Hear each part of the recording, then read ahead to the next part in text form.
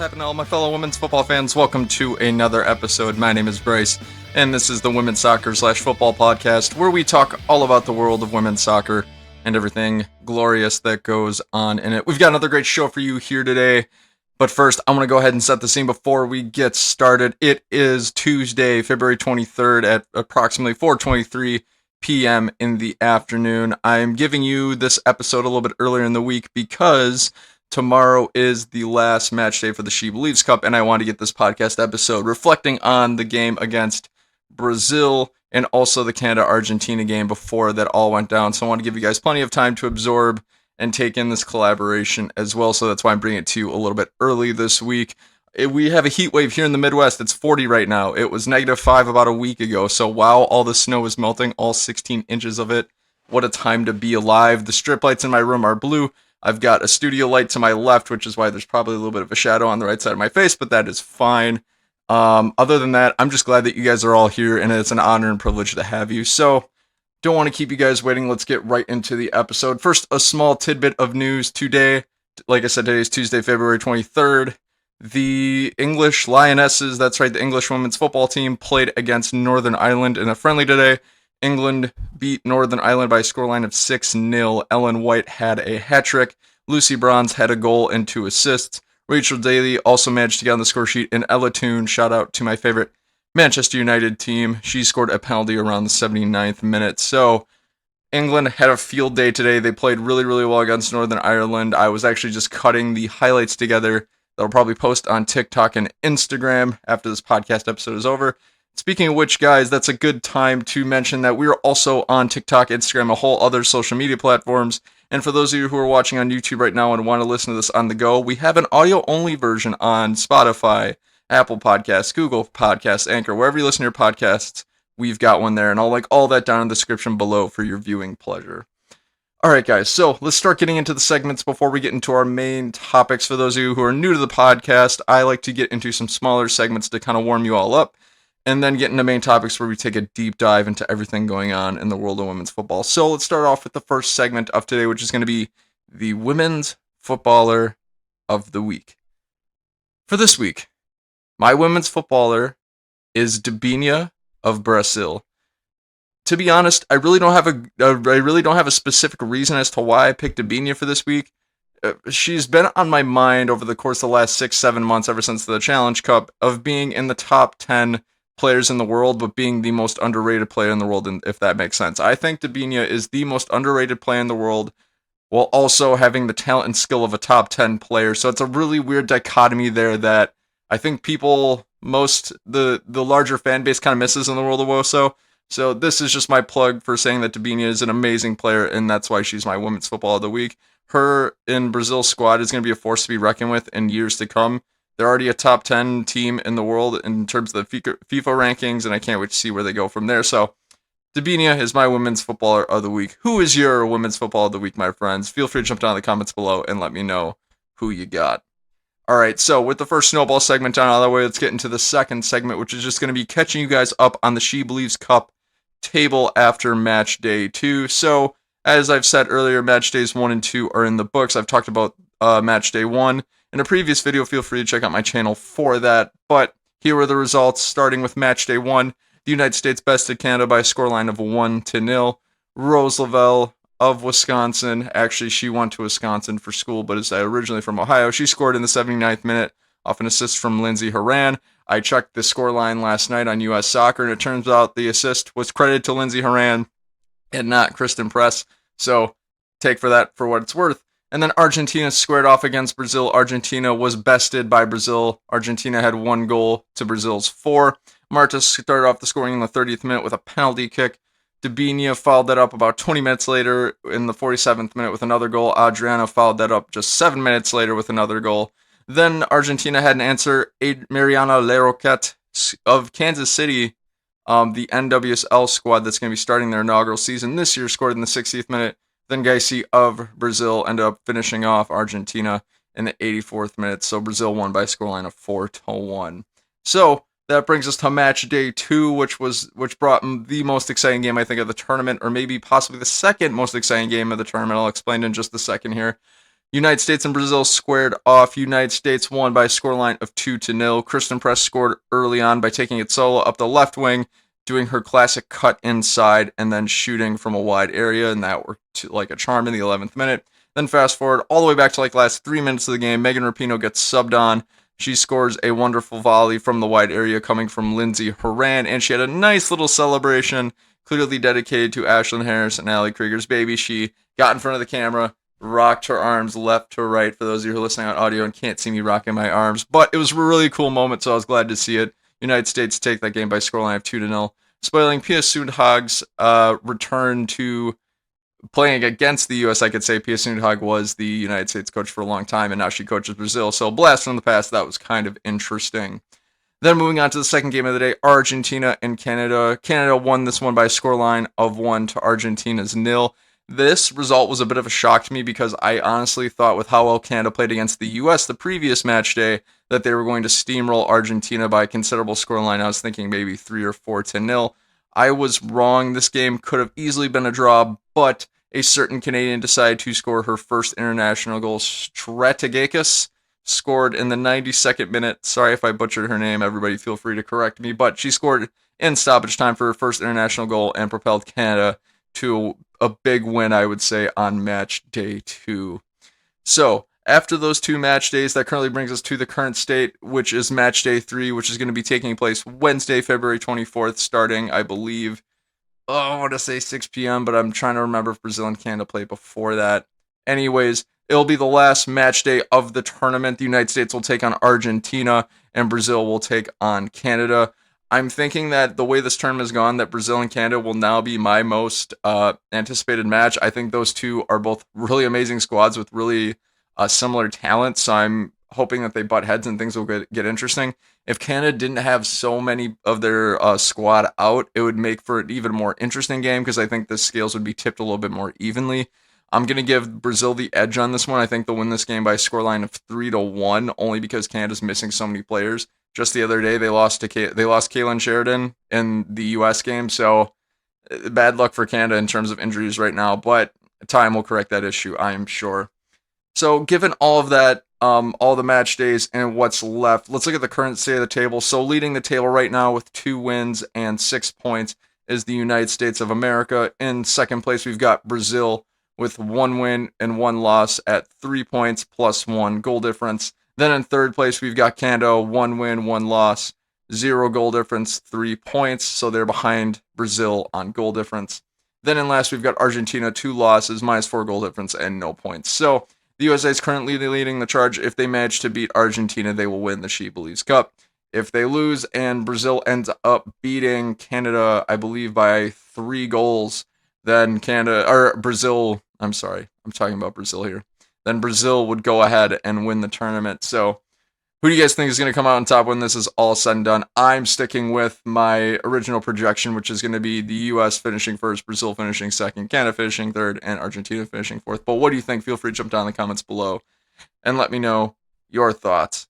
All right, guys. So with the second segment down and out of the way, let's get into the last segment before we start getting into our main topics, which is going to be my favorite segment in the entire world, the moment of silence. That's right. What we do on this segment is we just take a moment and we dedicate a few moments of silence to anything in the world of WoSo that you absolutely love, cherish, or just want to celebrate in general. It can be anything. It can be a player. It can be a team winning a match. Whatever you want, this is your time. Feel free to use it as you wish.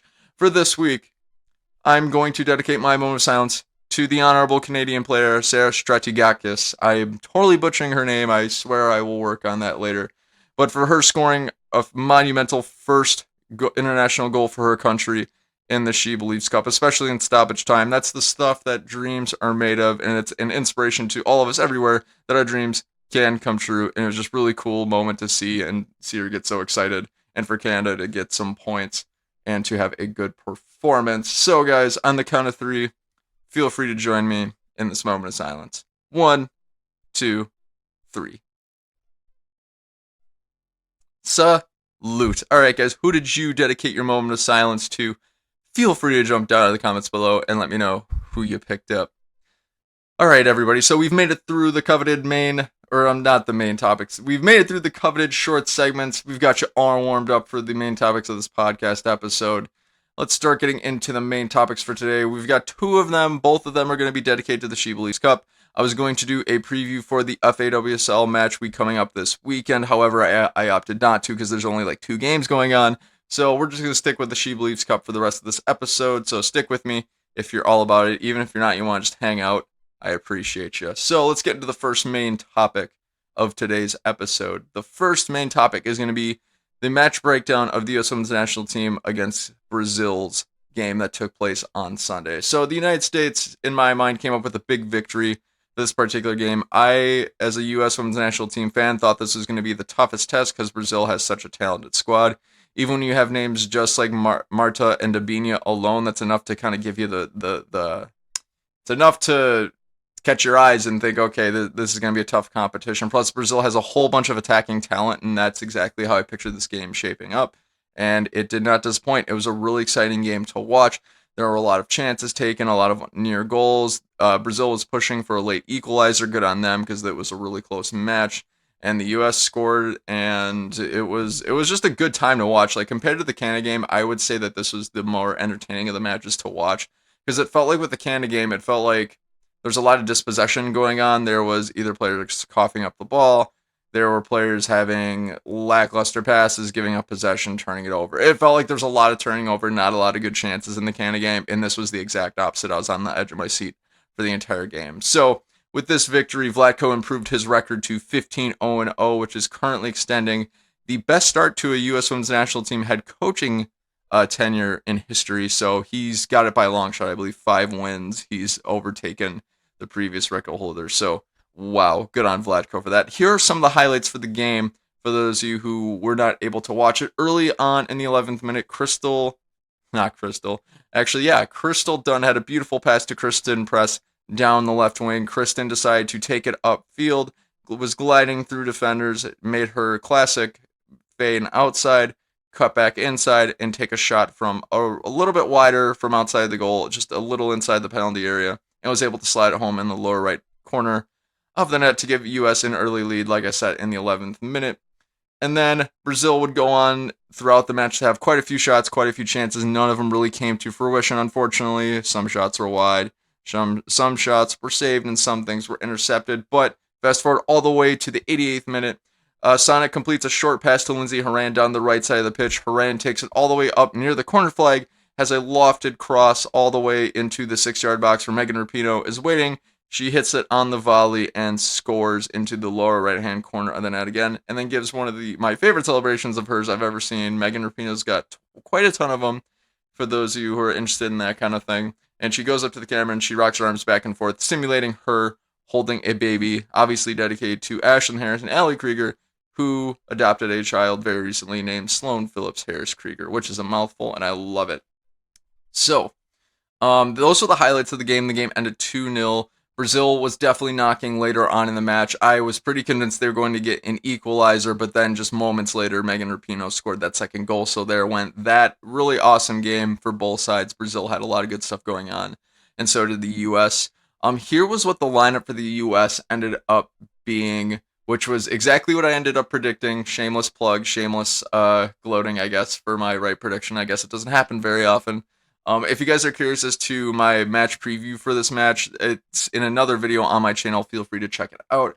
But starting goal, we had Alyssa Nair. In the right back position, we had Emily Sonnet. It looks like O'Hara was still picked up a knock and was not match fit. Abby Dahlkemper was playing alongside Emily Sonnet in the central defensive position. Alongside Abby was Becky Sauerbrunn. On the left back position, the honorable, the one and only Crystal Dunn. She's amazing. Moving on up to the midfield, in the holding midfield position, we had Julie Ertz. Playing alongside to her left in the left central midfield position was Lindsey Horan, and then paired along with Lindsey Horan on the right central midfield side was Rose Lavelle. That will bring me up to the forward line, which included on the left wing, Kristen Press, in the striking position, Alex Morgan, and on the right wing, Lynn Williams. It was I really, really like this lineup. The only thing I would have changed, if it was possible, would have been Emily Sonnet, take her out and put in Kelly O'Hara. Kelly O'Hara is one of the better right backs in the world. Emily Sonnet is not, but when you're injured, that's kind of how things go down. But other than that, I absolutely dug this lineup. I thought it was fantastic. You had I think the combination trio of Kristen Press, Alex Morgan, and Lynn Williams, I think really worked for what Vlatko's system is, which is high press, a lot of speed, getting the wingers to help out on defense, and then you've got a really versatile striker in Alex Morgan who can kind of facilitate a lot of play and almost act like a what do you call it, a false nine position, if you will. The only thing that would make that front three better, and I think this would be the U.S.'s best front three today, is Kristen Press on the left, Alex Morgan in the striking position, and then Tobin Heath on the right. That would be the best front three in the world, no doubt about it in my mind, and I'm here to debate about it. Who got subbed on for this particular game? The biggest surprise for me was Sophia Smith for Lynn Williams. I'm glad that Sophia Smith got some minutes in because we haven't seen her play in just a little while. I was surprised that she got in so early, but when you looked at Lynn Williams when she was running off the field in the 60-something minute, I think it was the 62nd minute she was subbed off, but she looked pretty exhausted, and I don't blame her. She's played like every minute the last 5 games, and in a high press like Vlatko has where you're constantly sprinting, that can get really tiring. So I don't really blame Vlatko for making the sub. Lynn could probably use a few minutes off, and I wouldn't be surprised if she played in the Argentina game either. She might get subbed on, but who knows. And then Megan Rapinoe came on for Kristen Press. Carly Lloyd came on for Alex Morgan, and Christy Mewis came on for Rose Lavelle. Really cool to see Christy Mewis play again today. I think this is like the 6th or 7th consecutive match that she's participated in, and I'd say played pretty decently. I didn't see a ton of action from her in that particular game because she got subbed on pretty late in the game, but it's cool to see that she's on Vlatko's radar and playing really well to back that up. The one thing that I've discovered that I haven't really loved is the combination of Carly Lloyd in the striking position and Megan Rapinoe on the left wing.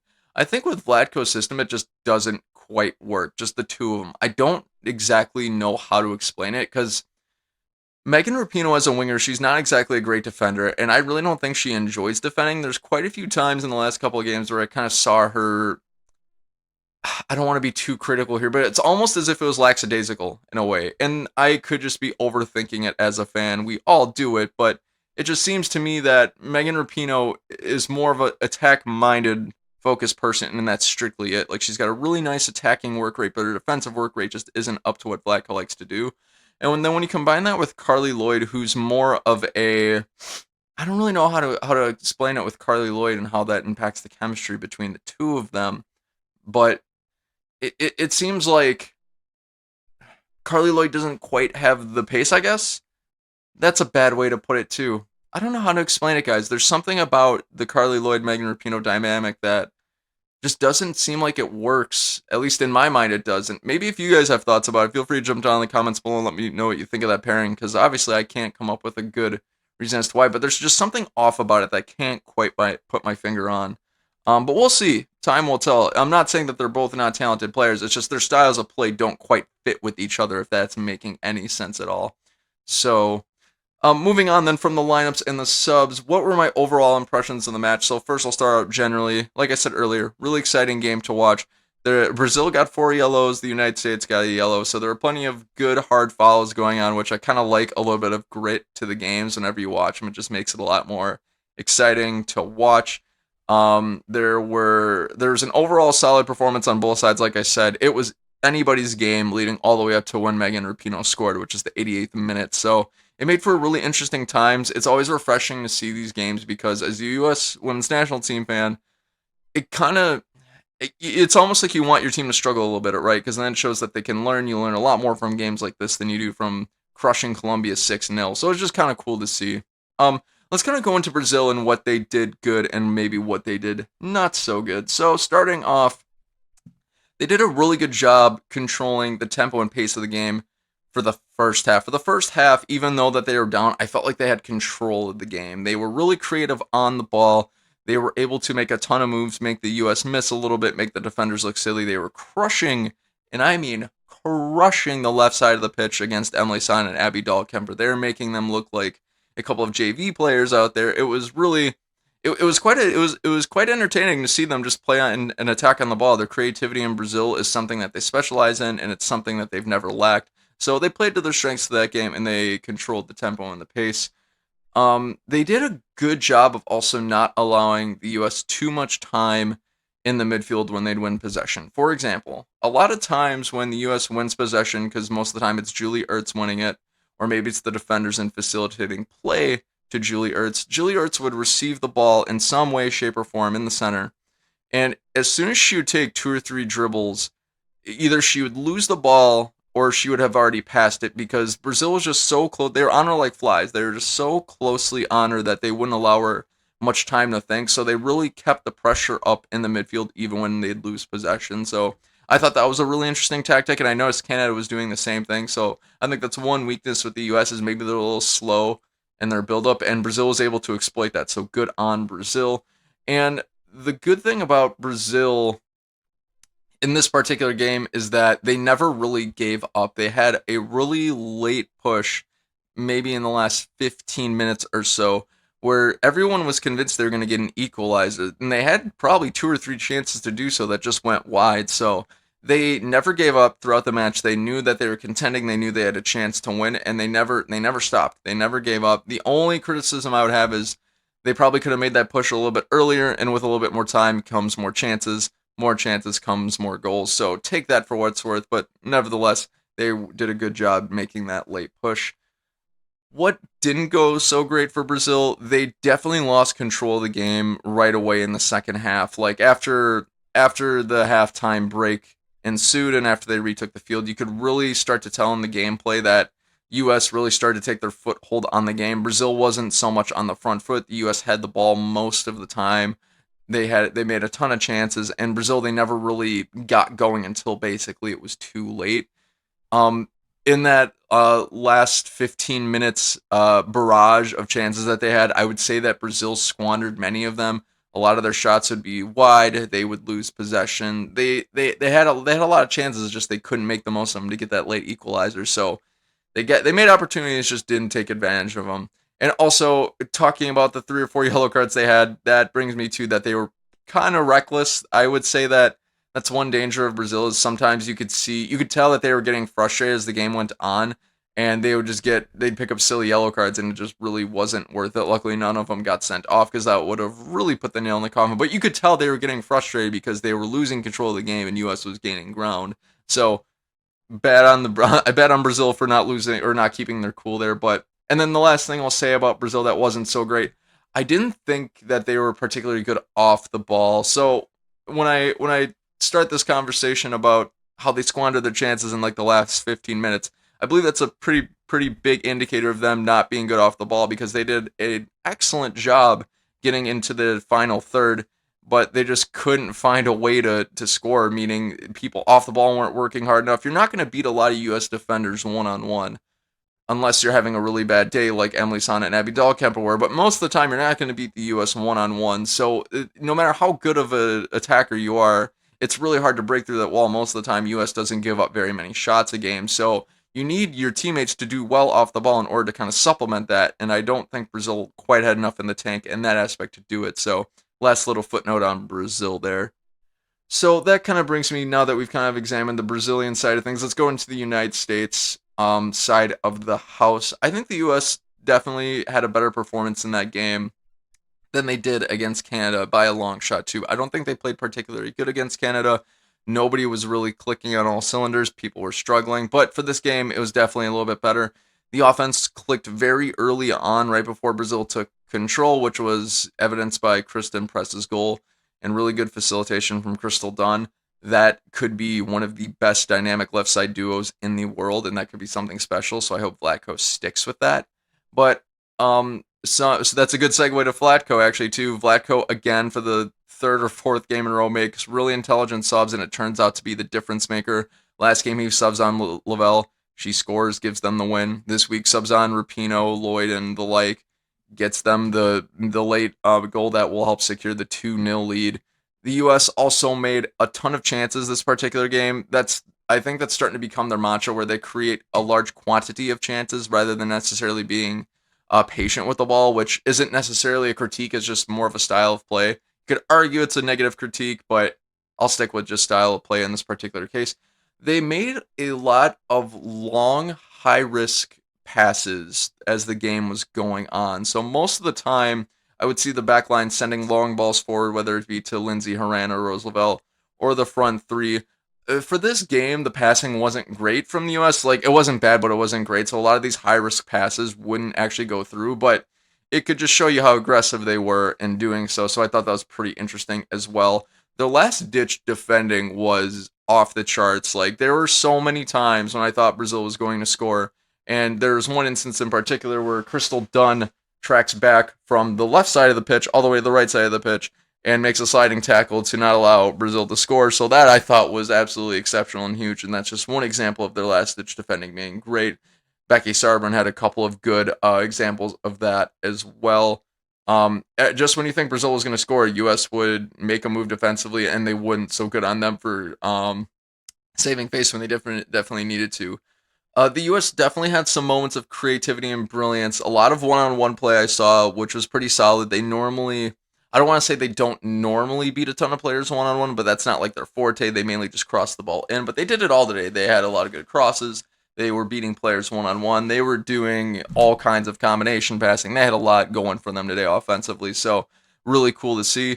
They swarmed really well defensively. Like I said earlier, the last ditch defending was great. And with that, whenever a player would be just outside the penalty area or encroaching into the penalty area with the ball, the U.S. would do a good job of hawking 3 or 4 defenders on them really quickly and kind of snuffing them out. So good on them for that. And 2 last final notes about the good side of U.S.'s game. They played better as the game went on. They controlled the tempo down the stretch. Like I said earlier for Brazil, Brazil controlled more so the first half of the game rather than the second half, and the U.S.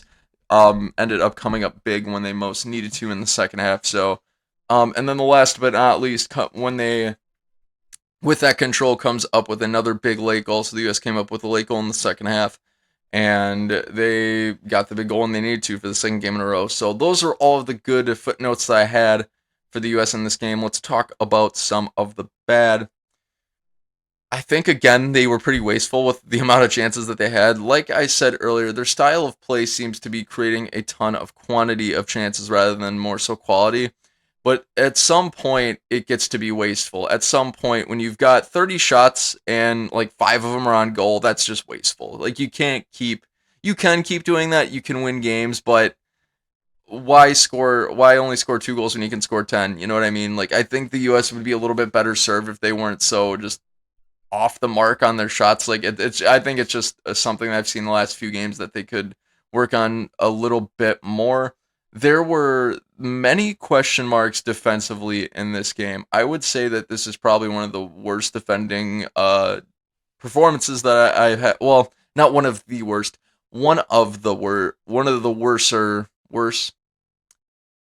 lackluster defensive performances, I'll say, from the U.S. In that particular game.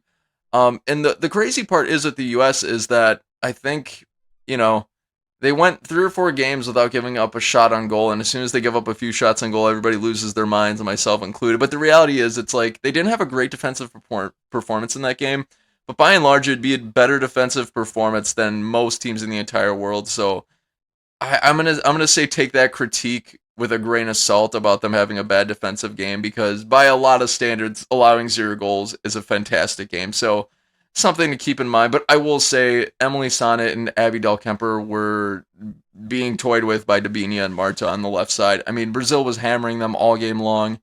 Plus, they were missing tackles. There was one instance where Emily Sonnet tried to clear the ball. She miskicked it, got beat. Then somebody took on Abby Dahlkemper one-on-one, crossed it in, it deflects. It went right through Abby Dahlkemper's feet, and they almost scored, and that was like in the later part of the second half. So that's just one particular example, but I noticed Abby would get beat pretty easily one-on-one. I don't want to make it seem like I'm banging on Abby, because Abby to me is one of the best central defenders in the world, but just between her and Emily Sonnet, you could just tell that they just weren't on their game that day, and Brazil exploited them. There's just a lot of things that just went wrong. I think Emily Sonnet was the worst performer out of the 2 of them, because she was just not having a good day by any measure. I mean, there's even one instance where I was kind of rolling my eyes where she gives up possession to Marta, and then she literally full-on arm tackles her down to the ground. It's like, are you kidding me? She could have gotten a yellow. That would have been like the 32nd minute. That's one thing Emily Sonnet does that I just never really understand, but all players got their style, and I'm no pro soccer player, obviously, so what do I know? Last 2 notes I'll say about the U.S. before we're moving on to the individual performances. A lot of times, and I saw Julie Ertz get frustrated with this at least on one occasion for sure. She looked like she was really pissed at the forward line and maybe even her central defenders. It was really hard to tell. But there were times when Julie Ertz, like I said, she would win possession in the middle of the field, or she would field the ball from the back line as they're building up play to higher areas of the pitch. And by the time she'd turn around with the ball, her teammates would already be in the attacking third while she's in her own half. They would just kind of abandon her, and they'd be all the way on the other side of the pitch. And it's like, you guys are trying. It's almost as if the forward line and the center midfielders are trying to move up too fast, while Julie's just gathering her bearings. And a lot of times she'd be left 1-on-3 against 3 Brazilian defenders, and they'd take the ball from her, and she'd get really pissed and be like, wait for me. Like, it was just something really interesting that I haven't seen before from the US in terms of not being on the same page in that regard. I just thought that was really interesting. And then lastly, the US let Brazil have way too many chances late in the game. When you've got such a slim margin of um being ahead, because I mean it was 1-0 up until the last couple minutes of the game. You can't let other teams, if you're going to close the game out properly, you can't let the other team have that many chances. And I think Brazil had way too many late chances. So, guys, those are my overall team performances. How do you think each team did? Feel free to jump down in the comments below and let me know what you think. Let's get into the individual performances. I like to go through each of the players and just kind of do a one-by-one breakdown. Not expertly, of course, more of a general perspective. We'll start off with Alyssa Nair in this particular case. I think Alyssa Nair played really well in the game against against Brazil. She has now gone over 600 plus minutes without giving up a goal. So if my math is right, 90 minutes, that's like 5.5 games basically without giving up a single goal. That's incredible. That's a long time to go without giving up a goal. So she had big saves when they needed them most. She had great distribution from the back. She was really aggressive on getting to the ball and punching it away on corners. For Alyssa Nair, she remains to me one of the best goalkeepers in the world, the best goalkeeper that the U.S. has, undisputed without a doubt. So she played great. Her stock in the Olympics for me is a done deal. It's safe, no question about it. Did anything go wrong for Alyssa Nair that game? No, not really. Not when you have a clean sheet and this is your 600 plus minute without giving up a goal and you make great saves. Not really a whole ton going wrong there. Let's move on to Crystal Dunn. Crystal Dunn played another great game today. She has become just as reliable as Julie Ertz has been in the midfield, but Crystal Dunn as a defender, and it's been really a treat to watch. She played really well defensively. She showed a lot of creativity on the ball to get into really threatening places on the pitch, and her crosses were mint. So, to me, Crystal Dunn is seriously starting to emerge to be one of the best left backs in the world, and I'm going to give a hot take. I think Crystal Dunn will go down as the best versatile player in the entire world in the history of women's soccer. She could play a wing and a defender like no other and probably be world class in both positions. So that's just my take on that. The one thing I really want to touch on that I noticed with Crystal Dunn is that there is some sort of telepathy going on with her and Kristen Press on that left side. And I really, really hope that Vlatko actually starts putting Kristen Press and starting her every match on the left wing and Crystal Dunn in the left back position. Because that, to me, that in Vlatko's system, that's a partnership that could become something that's legendary like we've never seen before. It's something about both of their abilities that just gel so well together, that chemistry on the pitch. And Kristen Press, she's not afraid to come back and defend like she has shown us in previous games, and Crystal Dunn's not afraid to go forward. So you've got such a duality there that is just so threatening and would terrify any left side of a defense. So something to keep in mind that I kind of noticed, and I'm really looking forward to seeing as time goes on. What went wrong for Crystal Dunn? I can only think of one thing. She got beat once later on in the game. I forgot who had the really nice move on the right wing. That's a huge nitpick, though. I think that's the first time I've ever seen Crystal Dunn get beat one-on-one, and that happens sometimes. So for me, that's a nitpick. Crystal Dunn played a great game yet again, so good on Crystal Dunn for that. Moving on to Becky Sauerbrunn. She had another good game today. She did exactly what she was meant to do, which is 1, be captain of this team, our honorable Captain America, and 2, defend out of her mind. As long as she does both of those things, I would say she had a good match. There wasn't really a lot that I could say went wrong for her. There's nothing that I could pick out. Good last-ditch defending, good one-on-one defending. She did her thing, and she did it really well. Moving on to Abby Dahlkemper. What did she do well? She had some good long passes today. There were times where she'd facilitate play on the right side of the pitch, and I thought it went pretty well. However, what went bad for her, I would say that this was one of her less stellar performances, I guess is a good way to put it. I don't think it was a good game from her. A lot. I know I just said that she had some good long passes. I want to emphasize the word some here because a lot of them were not so great. She got beat defensively quite a few times. Crosses made it through her feet in vital areas, like in the example I talked about earlier. She had some trouble under pressure for a good portion of the game, and her passing was just inconsistent. So bad day at the office for Abby Dahlkemper. I don't think she really played a great game today. Do I still think she's one of the best central defenders in the world? Absolutely. Do I think this game was a fluke for her performance-wise? Absolutely. So we'll just kind of leave it at that. Moving on to the last defender who started today, the Honorable Emily Sonnet. What did she do well today? She improved as the game went on. I think that she started to play better as the later stages came in. She had some really good link-up play, I noticed, with Rose Lavelle and Lindsay Horan, mainly on the second goal where Megan Rapinoe scored from Lindsay Horan's cross. That all started with Emily Sonnet, so good on her for that.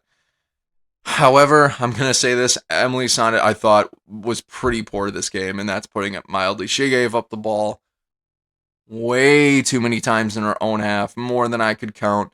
There was one instance in particular where she gets a tackle, which is great. Then she tries to turn around and play it out of the back when she's already in the penalty area, and so she passes it to Lindsay, who's directly in the center of the pitch, basically a few yards away from Melissa Nair, and Brazil intercepts it. I believe it was Dabinia who intercepted it, and Brazil got a chance out of it, and it's like, that's footballing 101. Like, it was just a really odd decision, and I mean, players have brain farts. I mean, we've all been there, right? It was just a really strange decision, and she made decisions like that all game long. She probably could have got a yellow card pretty easily early on in the game, like they said, 30-something minutes. She gets the ball stolen, then she retaliates by giving a pretty rough tackle, and I'm shocked the referee didn't give her a yellow. I certainly would have, but that's just another thing too, because then if she gets that early card, then she's walking on eggshells for the rest of the first half, and then all the second half if she doesn't get subbed off. She didn't defend well, and I think she got beat a few times in big situations. So all around, not a great game for Emily Sonnet. Leading up to this game, I thought she had started to play a lot better, and I was like, okay, maybe there's something here to Emily Sonnet, because she shows moments of being a really good international player, but then she has performances like this where it's like, it just, for me, it just bodes inconsistency. I don't want to say that Emily Sonnet isn't talented, because obviously to be on the U.S. Women's National Team, you have to be talented, but I think her talent is just too inconsistent to be one of the world's best, and that's, I think, what's holding her back, but that's just one guy's opinion. Does it hurt her stock for the Olympics? History has shown us probably no. If I was the coach, yes, but I'm not Vlatko, so there's that. Maybe I'm being a little harsh on Emily Sonnet, but I think that that's a fair assessment of her match against Brazil. Let's kind of get on up to the midfield. We'll start off here with Julie Ertz. What did Julie do well? She defended out of her mind as usual. I don't think I've ever seen her have a bad game where she didn't defend. She bossed the midfield down the stretch. Like I was saying earlier, in the first half, it would be evident that Brazil would kind of catch up to her, take the ball away from her when she'd start building up play. However, in the second half, when she'd receive the ball, she was able to navigate through the midfield just fine and start to facilitate play. So she did better down the stretch.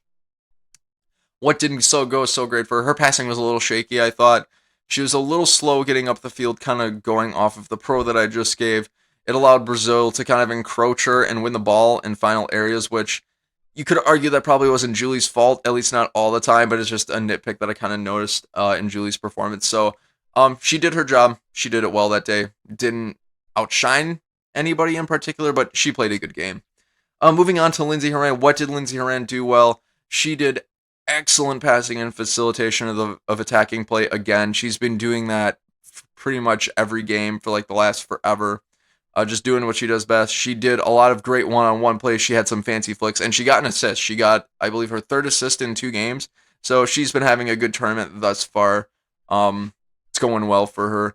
What's bad with the way that Lindsay Horan plays? I know Lindsay Horan is sort of an enforcer in the midfield along with Julie Ertz, but sometimes she can get a little reckless with that, and she did again this game. I believe she ended up getting a yellow earlier on, or am I thinking of the wrong one? Actually, no, yeah, she did get a yellow in the game because Barbara, the goalie for Brazil, ended up saving the ball, and she literally had it in her arms, and Lindsay's trying to knock it out of her hands. It's like, why are you doing that? Like, what? It was a really stupid thing to get a yellow for. It's like, if you're gonna get a yellow, make it at least worth it. Like, that definitely wasn't worth it. But hey, all players got their style of play. There's probably a reason for it. I just didn't see a good one. Moving on to Rose Lavelle. What did Rose do well today? She was involved in everything. Does a really good job of getting directly involved in play and being an influencer on the field. It's very rare where you'll see her sit back and not be involved in play and not scoring or assisting in some way or making a vital pass. She had plenty of chances. She got into vital areas, and she did a great job navigating the midfield as usual. If you told me that her, Lindsay, and Julie, or her, Sam, Ewis, and Julie were all starting in the midfield, I'd have no problem with it. That midfield quattro to me is the best in the world. Moving on up to the forward line, we've got Kristen Press. What did she do well today? Well, first of all, awesome goal early on. She has mastered this one move she's got, and for some reason, nobody in the world can defend it. But she'll encroach on the left wing. She'll cut outside for just a second, and then she'll quickly cut back inside and shoot and score. And defenders never learn throughout the world. I swear she does this move all the time, and it works like a charm every time. And I absolutely love seeing it, and it never gets old. Had great passing, great crossing to everywhere throughout the pitch. She defended well in her own third on a couple of occasions.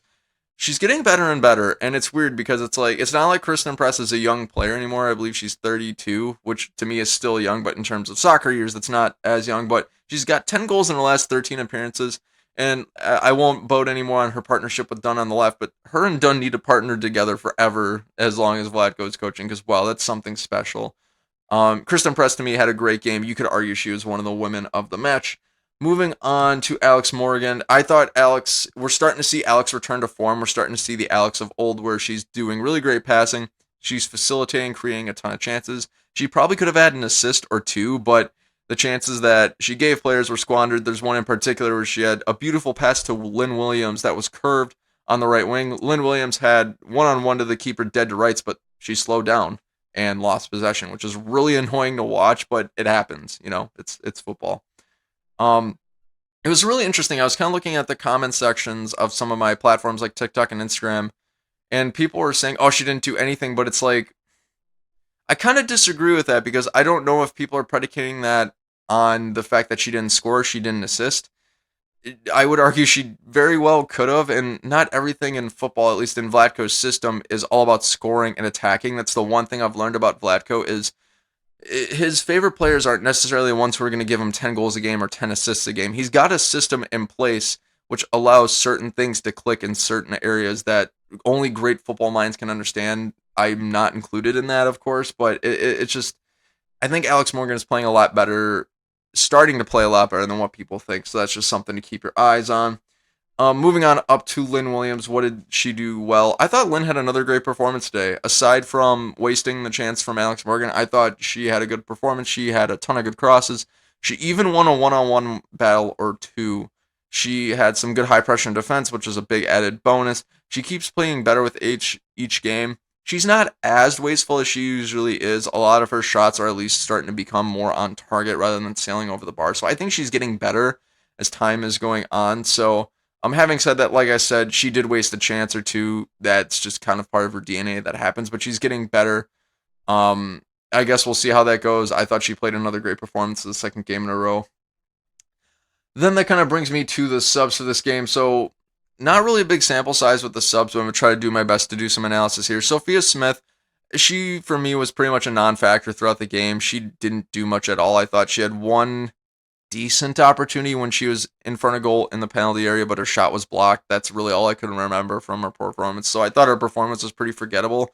Having said that, I don't think she did bad either, and I'm really glad she got some minutes in. Seeing the young players start to get that experience, always a plus. Carly Lloyd, for me, was pretty much a non-factor. I saw nothing that really helped or hurt the U.S. It was just kind of a sub, if you will. Not saying Carly Lloyd's a bad player. She's one of the GOATs, but for this game, just not a big factor for me. Moving on to Christy Mewis, there really wasn't enough sample size for me to really accurately say whether or not Christy Mewis played well. She came on really late in the game, and when you come on that late into the game and you're not really involved in play, it's kind of like there's not much to say there, and that's just kind of the nature of the beast sometimes. Lastly, we'll finish up with Megan Rapinoe with a huge goal at the end of the game, especially a sweet one too with the volley. If I'm gonna be honest here, if it wasn't for that goal, I pretty much forgot Megan Rapinoe was really like a player in the game. That goal I think really for me heightens her performance. Obviously, it's really strange in football when you see players who don't necessarily play well but score 2 or 3 goals in a game. One player who does that, Zlatan Ibrahimovic, he's had bad games where he scored hat tricks before. This was one of those games for Megan Rapinoe where she scores a goal but doesn't really play great. I thought I heard Ali Wagner from the FS1 commentating team say that Julie Ertz got a little upset with Megan Rapinoe at one point because Julie was triggering the high press in that moment and Megan wasn't following along for some reason. I will have to go back and watch the game to confirm that, but that's just something else interesting. So if it wasn't for that goal, I don't think Megan Rapinoe really had that great of a game, but with the goal, certainly heightens up the performance. All right, guys, so that does it for the first main topic. I know my post-match reactions and analysis are always a little long, so I appreciate you sticking with me. What did you guys make of the matches? Who played great? Who is your woman of the match? Whatever you thought about it, feel free to jump down in the comments below and let me know what you thought. Alright guys, so with the first main topic down out of the way, let's get into the second and final main topic of this episode, which is going to be the U.S. Women's National Team and Argentina match preview. So, this one is for all the marbles. If the U.S. come away victorious, or I believe if they even draw, they will end up winning the SheBelieves Cup. So, pretty low stakes for the most part. This game is going to take place on Wednesday, February 24th at 7 p.m. Eastern on FS1. So, I believe if I get this video up by tonight, that'll be tomorrow. If it's up tomorrow, then it'll be tonight. Not to confuse you guys, just remember Wednesday, February 24th, FS1, 7 p.m. Eastern Time. That's when the game will be on. What's at stake? Like I said, if the U.S. win, they get the perfect record for the SheBelieves Cup, which is not a bad showing, and they'll take home the gold, so that would be really cool. The U.S. have had a perfect record so far this tournament, winning both games. I don't think that's going to change against Argentina. I don't want to be disrespectful, but I think Argentina is going to be the weakest competition that the U.S. will face in this particular matchup. And the U.S. have steadily performed better as the tournament's kind of gone on. Canada, they kind of performed meh.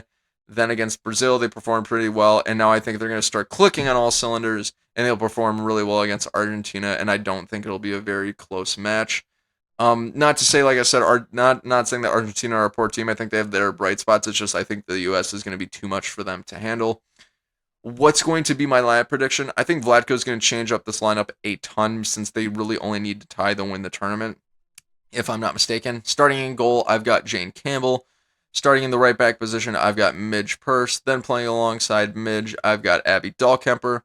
Playing alongside Abby Dahlkemper, I've got Tina Davidson as the second central defender. Then on the left back position, I've got Casey Kruger, which is super exciting to see her play again.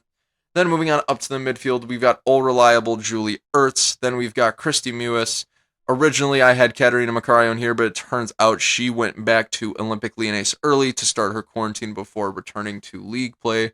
For those of you who don't know, a lot of players in the French league right now returned early from the SheBelieves Cup to start the quarantine so they wouldn't have to miss too many matches because Olympic Lyonnais and PSG are trying to destroy each other to win the Division 1 Feminine. That's beside the point. So with Macario not being in this lineup, I'm going to say Rose Lavelle will end up getting the start alongside Christy Mewis, which will be fun to see.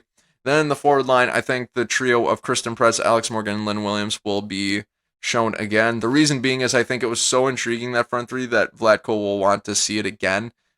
I want to see it again, that's for sure, so maybe that's a little bit of bias on my part, but nevertheless, that brings us to our subs, who I think is going to get some PT coming off the bench that game. I think Jaylene Howell is going to come on for Julie Ertz because Julie Ertz has been playing a ton of minutes, especially the last 4 or 5 games.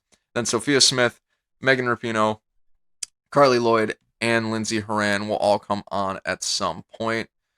So that's just kind of my lineup prediction, guys. Who do you think is going to end up starting? Who do you think is going to sub down? Feel free to jump down in the comments below and let me know your thoughts. Having said all of that, what is going to be my scoreline prediction for this particular match? I've got the United States winning this one by a scoreline of 3 to Argentina's 0. The U.S. haven't given up a goal this competition. I don't expect that to change that match, especially against Argentina, who's probably going to be the weakest competition of the tournament.